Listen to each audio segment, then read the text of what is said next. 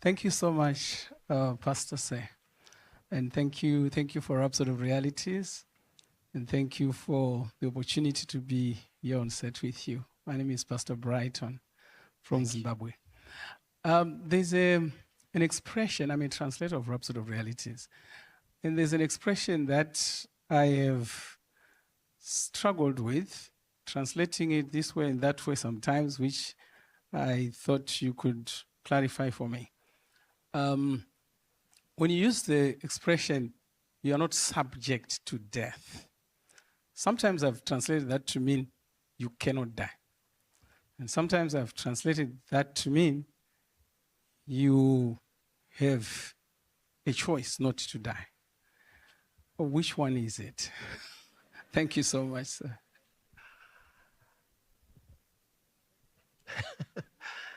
Now he's asking me to translate it. I already said it in the language of my understanding, which is English. So when I say you're not subject to death, in translating it, if you go, you will not die or you shall not die, it doesn't capture it. And then the second one, you said is what? You have a right not to die. It doesn't capture it either. Okay? So sometimes it may not be as straightforward in another language. But what it means when you say you're not subject to death, what it means is death does not have power over you.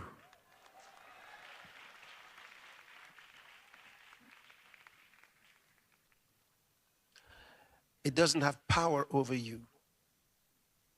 Another way to put it is to come from the other side.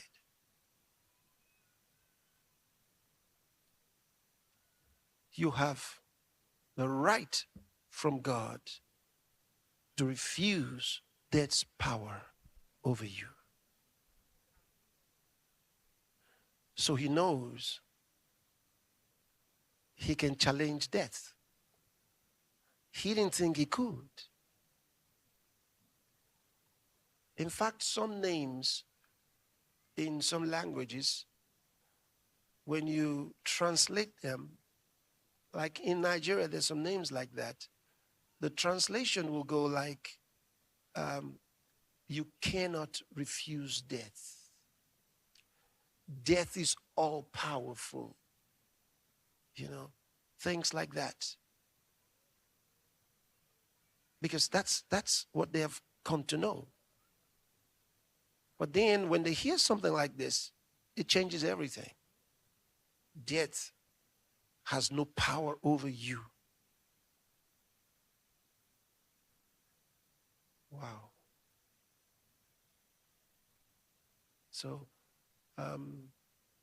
you're not under the power of death. That's another way of rendering it. You are not under the authority of death. You're not. You're not under the authority of death? Yes, you're not. You're not under the authority of death. Oh, yeah, you heard it right. You're not. Oh, how true. How true. You know, some people go through something and they go, I'm dying, I'm dying, I'm dying. You have to change their minds. Say, no, don't say that. If you want to die, die correctly. Yeah, you want to die, die correctly. There's a correct way to die.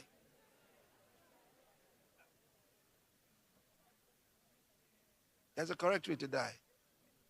Arrange everything. Then sit down properly or lie down, not in pain. Say hello to everybody. Tell them to make sure they meet you, at the presence of the Lord, where you are going. Then check how much time you are giving them. You say in about 2 hours I should be going. Tell them. Do it like you belong in the kingdom. Don't give death credit like it just captured you. No. Jesus said, this one thing I received from my Father. He gave me power to lay my life down and power to take it up again. And when it was time for him to die, what did he say? Father, into your hands I commend my spirit. Wow. Wow. Wow. I told you that's the way my dad left. That's the way he passed.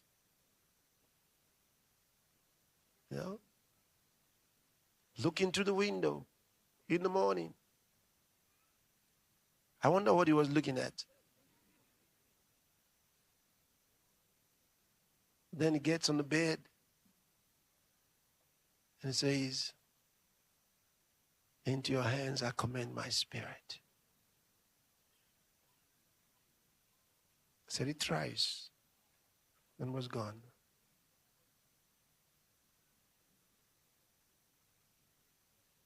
No, don't vibrate out of pain and die and everybody wonders where you've gone.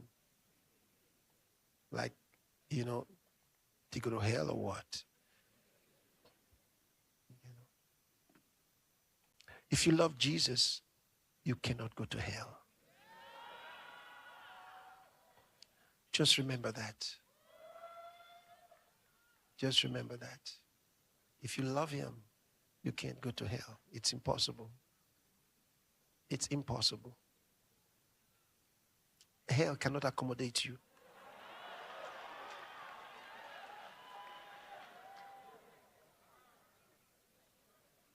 It's impossible. You cannot love Jesus Christ and go to hell, because that would make you better than Jesus. How could you love him so and send you to hell? It's impossible. It's impossible. No. The most important thing in your life is to love Jesus Christ with all your heart, with all your soul, with all your being. Love him from the bottom of your heart. Know that you love him. Know that you know that you know that you know that you love him. Be passionate for him. If there's anything you would know in this earth, let it be that you know in your soul you love Jesus Christ. If you do, you will never go to hell. Never. You know that if you love Jesus, you always want to please him. You can't love Jesus and continually be displeasing him. It's impossible. He says, if you love me, keep my commandments, do my word. If you truly love him, you always want to do those things that please him. That's where your joy is, pleasing him. That's where your joy is. How could you go to hell?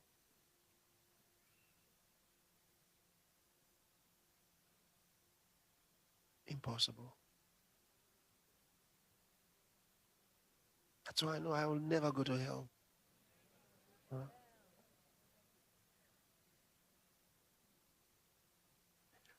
If I went to hell, they wouldn't know what to do with me.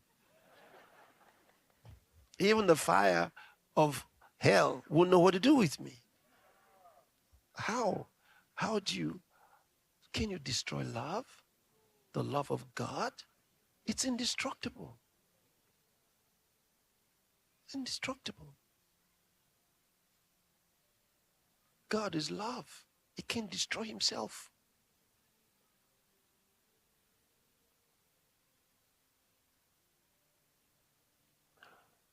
Your evidence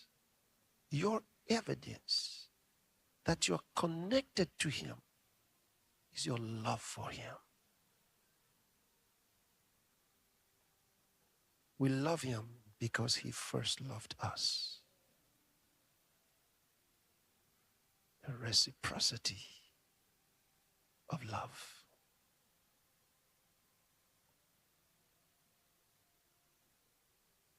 Praise God.